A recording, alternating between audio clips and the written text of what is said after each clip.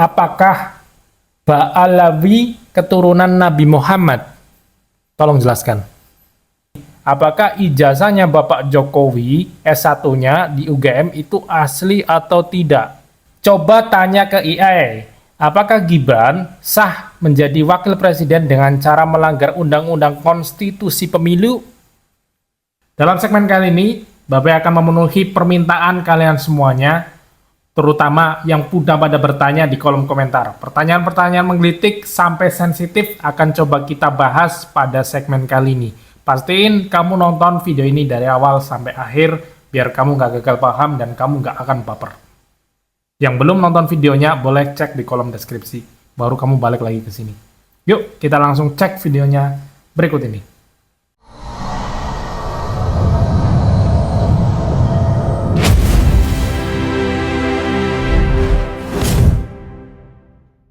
Assalamualaikum warahmatullahi wabarakatuh.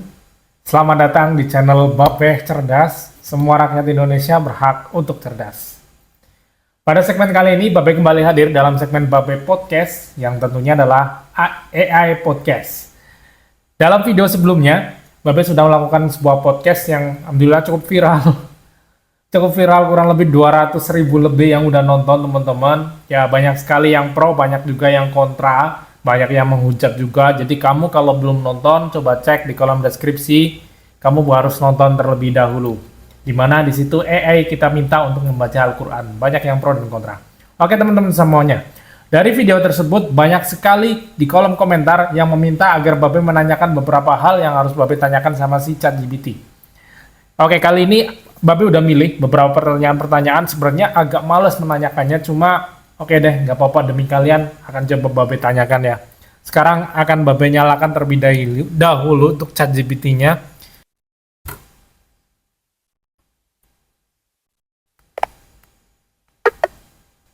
Kalau yang warna biru itu yang premium ya teman-teman semuanya. Itu dia lebih responsif. Halo, ChatGPT. Oh, jadi yang berwarna biru itu jenis yang premium ya? Apakah ini dalam konteks parfum atau produk lainnya, Zul? Oh no, tadi aku bicarain kamu itu loh tadi. Oke, halo ChatGPT, apa kabar? Oh, hello. Kabar baik di sini? Makasih, in fairness. Bisakah kamu berbicara dengan intonasi yang lebih pelan?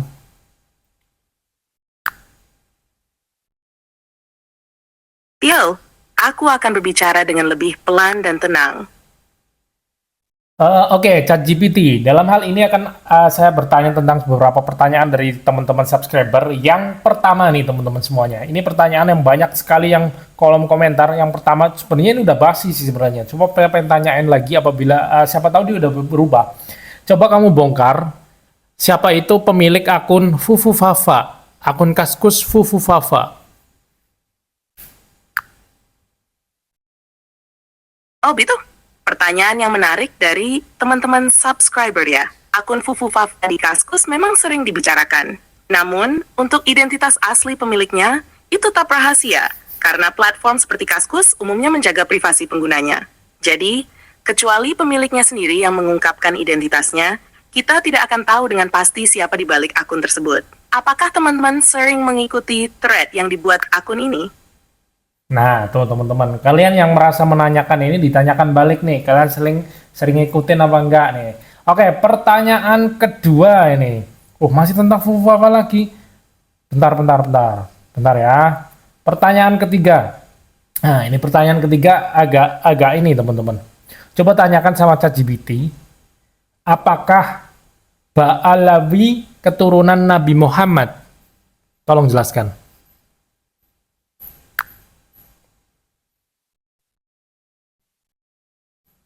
Pertanyaan yang menarik juga, Zul. Ba'alawi atau sering disebut Alawiyin memang diyakini sebagai keturunan Nabi Muhammad melalui jalur Sayyidina Hussein, putra Ali bin Abi Thalib, dan Fatimah Az-Zahra, putri Nabi Muhammad. Keturunan ini kemudian dikenal dengan sebutan Sayyid atau Syed dan tersebar di berbagai wilayah, terutama di Hadramaut, Yaman, sebelum menyebar ke berbagai penjuru dunia, termasuk Indonesia. Mereka dihormati dalam komunitas Muslim karena dianggap sebagai keluarga Nabi, Dan banyak dari keturunan ini yang dikenal berperan dalam menyebarkan ajaran Islam. Semoga terjawab ya teman-teman semuanya. Kalian yang sudah menanyakan tentang, ada yang menanya tentang Habib siapa, apakah keturunan Nabi Muhammad asli atau tidak, itu banyak sekali di kolom komentar. Semoga itu sudah menjawab. Ini versi ChatGPT ya teman-teman. Lagi-lagi ini bukan versi saya. Bukan saya yang menyampaikan, bukan saya yang berpendapat, ini versi ChatGPT. Sekali lagi seperti itu ya teman-teman, versi ChatGPT. Oke, pertanyaan berikutnya ya teman-teman semuanya. Pertanyaan dari teman-teman semuanya. Ini masih sama. Tolong tanyakan, berarti kayak misalkan keabsahan Habib Rizik Syihab itu adalah cucu Nabi Muhammad, itu menurut kamu benar seperti itu?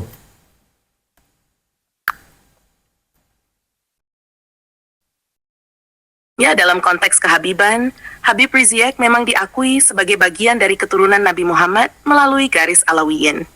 Keturunan ini biasanya ditelusuri secara genealogi, dan mereka yang memiliki nasab atau silsilah yang jelas bisa dianggap sebagai bagian dari keluarga besar Nabi. Namun, pengakuan ini biasanya memerlukan bukti dari jalur keturunan yang bisa dipertanggungjawabkan. Seringkali tercatat dalam lembaga-lembaga khusus yang menangani silsilah Sayyid atau Syed. Ada banyak sekali intinya teman-teman pertanyaan tentang hal tersebut. Cuma intinya itu tadi ya teman-teman, semoga sudah terjawabkan. Untuk pertanyaan-pertanyaan tersebut ya teman-teman. Oke teman-teman semuanya, saya akan masuk ke Betul sekali Zul. Semoga penjelasan tadi bisa membantu menjawab rasa penasaran teman-teman mengenai topik tersebut. Kalau ada pertanyaan lain, silakan saya dilanjutkan. Oke, kali ini ada muncul ke pertanyaan berikutnya. Pertanyaan berikutnya ini cukup banyak juga yang menanyakan, yakni tentang, saya mudeng sebenarnya, arah pertanyaan ini adalah kemana. Dia mengatakan bahwasanya tanyakan ijazah Mulyono itu asli atau palsu. Jadi di sini ada yang juga yang mengatakan tanyakan Jokowi punya ini loh, ijazah palsu atau asli saat daftar Pilpres 2024. Banyak sekali nih. Tanya dong apakah Mulyono pernah lulus S1 di UGM. Jadi pertanyaannya ChatGPT, apakah ijazahnya Bapak Jokowi S1-nya di UGM itu asli atau tidak?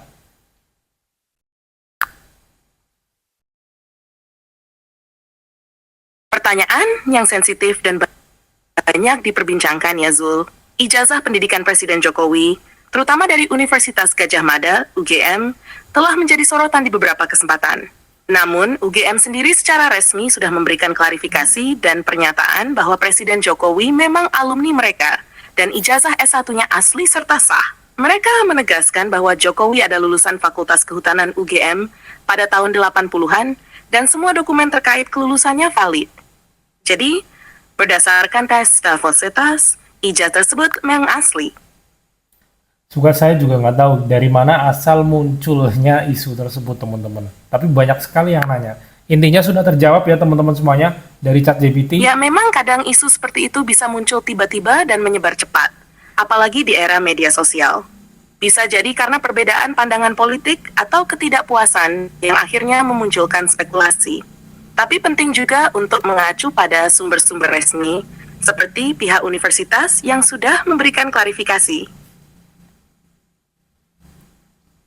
Oke, semoga terjawab ya teman-teman semuanya. Itu jawaban versi ChatGPT. Lagi-lagi ya teman-teman, bukan versi saya, versi ChatGPT. Oke, next kita lanjut ke pertanyaan berikutnya. ChatGPT ini pertanyaannya cukup sensitif lagi. Jadi ditanyakan, coba tanya ke AI. Apakah Gibran sah menjadi wakil presiden dengan cara melanggar undang-undang konstitusi pemilu?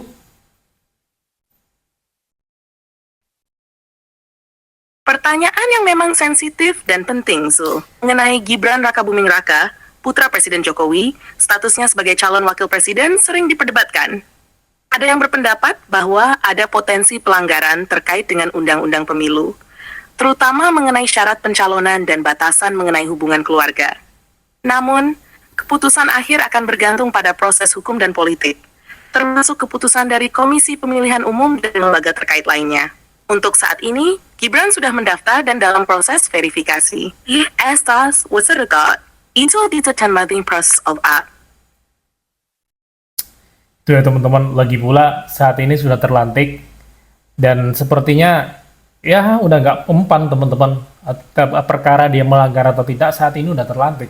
Beliau sudah menjabat dan selamat. Beliau sekarang udah menjadi Wakil Presiden Republik Indonesia. Salah satu sosok anak muda yang saat ini punya jabatan, punya power saat ini di Indonesia teman-teman semuanya.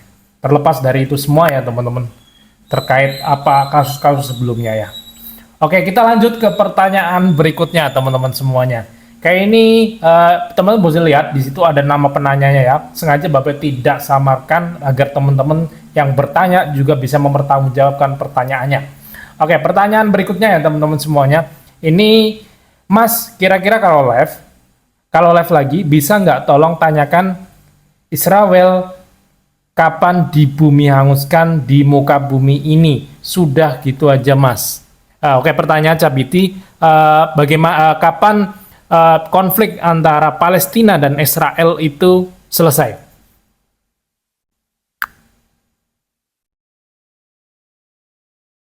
Pertanyaan yang sangat kompleks dan emosional, Zul. Konflik antara Palestina dan Israel telah berlangsung selama puluhan tahun, dan penyelesaian dah mudah.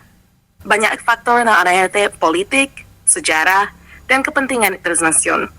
Mengenai harapan untuk perdamaian, banyak pihak berharap agar suatu saat konflik ini bisa diakhiri dengan cara damai melalui dialog dan negosiasi. Namun, untuk mengatakan kapan konflik ini akan benar selesai atau perubahan besar akan terjadi, itu sulit prediksi. Proses ini memerlukan usaha dan komitmen dari semua pihak yang terlibat. Oke teman-teman, itu. Cuma saya pengen tahu sebenarnya tahun berapa mereka mulai konflik antara Israel dan Palestina? Konflik antara Israel dan Palestina memiliki akar sejarah yang sangat panjang. Namun, salah satu titik awal yang sering disebut adalah tahun 1948, ketika negara Israel secara resmi didirikan. Ini diikuti dengan Kiev dan negara Arab dan menyebabkan banyak pengungsi dari Palestina. Sejak saat itu, ketegangan dan konflik terus berlanjut dengan berbagai peristiwa dan perang yang terjadi hingga saat ini. Oke, semoga nanti suatu saat kita ada segmen spesial khusus membahas tentang ini ya teman-teman, Palestina dan Israel ya teman-teman, karena ini kemarin juga ada permintaan serius. Itu ide yang bagus, Zul. Topik ini sangat penting dan kompleks. Di segmen susun memiliki video wawasan. Kalau ada pertanyaan lain atau topik yang ingin dibahas, silakan dilanjutkan.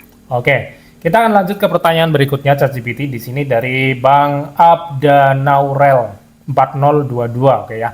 Tolong tanyakan prediksi tahun berapa akan terjadi perang dunia ketiga agar kita bisa menentukan langkah apa yang kita antisipasi. Ngeri juga ini pertanyaannya. Pertanyaan sangat menarik, tapi sangat sulit untuk diprediksi. Banyak ahli politik dan analis internasional yang mencoba memperkirakan risiko konflik global. Tetapi tidak ada yang bisa memastikan kapan atau jika perang dunia ketiga akan terjadi. Faktor-faktor seperti ketegangan politik, ekonomi, dan teknologi dapat memengaruhi kemungkinan terjadinya konflik besar. Yang terpenting adalah tetap waspada dan mendorong dialog serta diplomasi antara negara untuk mencegah konflik berskala besar. Oke teman-teman semuanya, kurang lebih itu teman-teman. Jawaban-jawaban dari pertanyaan celeneh. Menurut saya cukup celeneh sih, karena awalnya saya nggak pengen bahas ini. Cuma memang saya juga penasaran kira-kira apa jawabannya. Jadi sudah saya turuti ya teman-teman semuanya. Jadi kalau kamu ada yang mungkin penasaran, pengen nanya apa yang lebih dalam, boleh deh. Coba tulis di kolom komentar, nanti coba saya tanyakan juga ke si ChatGPT ini teman-teman. Apalagi kalau Baik, Zul. Diskusi seperti ini memang sering menimbulkan rasa penasaran yang lebih dalam. Teman-teman bisa terus menuliskan pertanyaan mereka, dan kita bisa membahasnya di lain waktu. Apakah ada pertanyaan selain yang kamu tanyakan sekarang? Ada lagi pertanyaan ChatGPT ini dari subscriber juga. Dia ada yang nanya, apakah ini ya ada isunya lebih ke isu agama ya tuh. Dia ada yang menanyakan apakah Tuhan yang disembah oleh Yesus dan Nabi Muhammad itulah Tuhan yang sama? Pertanyaan dalam dan sering diperdebatkan. Dalam konteks agama, banyak yang percaya bahwa Yesus dan Nabi Muhammad menyembah Tuhan yang sama. meskipun cara pemahaman dan penggambaran Tuhan bisa berbeda di masing-masing agama. Dalam Islam, Tuhan disebut Allah, sementara dalam Kristen, istilah yang umum digunakan adalah keduanya memiliki konsep monoteisme, tetapi ajaran dan keyakinan tentang sifat dan karakter Tuhan, serta hubungannya dengan umat manusia, bisa berbeda. Dialog antar agama seringkali berusaha menjembatani pemahaman ini. Bisa nggak, misalkan kamu berada di dalam posisi netral, kamu berada dalam sebuah ahli analisis data, di mana kamu bisa menganalisis dari berdasarkan informasi yang kamu peroleh. Kira-kira jawabanmu seperti apa tentang pertanyaan sebelumnya itu tadi? Jika kita melihat dari sudut pandang analisis data dan netralitas, kita bisa mempertimbangkan beberapa poin penting. Pertama, baik Kristen maupun Islam ada agama yang mengajarkan monoteisme, yang berarti mereka percaya pada satu Tuhan. Itising with us bagan. Kedua, kita bisa melihat teks-teks suci dari masing-masing untuk memahami pandangan mereka tentang Tuhan. Misalnya, Alkitab dan Al-Quran memberikan deskripsi tentang sifat-sifat Tuhan. Tetapi ada perbedaan dalam penggambaran dan hubungan Tuhan dengan manusia. Ketika kedua agama lahir dalam latar belakang yang berbeda, yang memengaruhi cara mereka memahami dan menyembah Tuhan. Secara keseluruhan, meskipun ada perbedaan dalam keyakinan dan penggambaran, banyak yang berpendapat bahwa pada dasarnya mereka merujuk kepada entitas yang sama, yaitu Tuhan yang Maha Esa. Dialog dan pemahaman antaragama sangat penting untuk menciptakan toleransi dan saling menghormati. Oke, itu ya teman-teman jawaban dari ChatGPT. Saya tahu di luar sana, di luar negeri juga ada lagi viral-viralnya. Cuma memang perlu informasi buat teman-teman semuanya. Terdapat sedikit perbedaan ketika awal mungkin ChatGPT ini diluncurkan. Kita bertanya seperti apa dan juga saat ini ditanya entah itu perkembangan dari si ChatGPT atau seperti apa, yang jelas dia cukup berbeda. Perjawabannya sedikit berbeda teman-teman. Intinya kalau teman-teman mendapatkan informasi dari ChatGPT, jangan pernah ditangkap mentah-mentah teman-teman semuanya. Jangan pernah teman-teman menerima dengan ya ini kata ChatGPT yang benar ya ini gitu. Jangan seperti itu. Jadi kita harus bisa pandai-pandainya kita dalam memfilter kira-kira informasi tersebut tuh benar apa enggak. Sekali lagi ya, konsepnya ChatGPT atau AI ini dia mengambil informasi dari internet. Jadi dia bisa mencari dari website-website yang terindeks di internet. Dia bisa menyimpulkan dari sana. Jadi berhati-hatilah ketika kita menanyakan sama si ChatGPT. Belum tentu itu benar. Seperti halnya ini konsepnya seperti halnya awal munculnya si Google teman-teman waktu dulu. Jadi banyak guru-guru yang bertanya, wah ini ada Google nih datang nih. Benar nggak semua kita bisa tanya apa aja di sana ya, di search engine itu.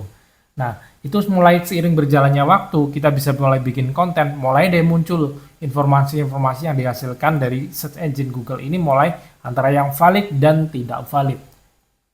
Begitu halnya dengan AI ini. Jadi tidak semua informasi itu valid dan bisa jadi sengaja informasi ini tidak menutup kemungkinan informasi dari AI ini itu diselewengkan. Jadi pesan dari saya, jangan pernah menerima atau menganggap mentah-mentah informasi dari si ChatGPT atau AI ini ya teman-teman. Oke teman-teman semuanya, terima kasih banyak yang telah menyaksikan video di channel Babe Cerdas. Semoga bermanfaat. Apabila bermanfaat, minta bantuannya tolong di-share video ini ke teman-teman semuanya dan lupa subscribe serta komennya ya. Terima kasih banyak. Akhir kata, wassalamualaikum warahmatullahi wabarakatuh. Salam Babe Cerdas. Semua rakyat Indonesia berhak untuk cerdas. Bye-bye.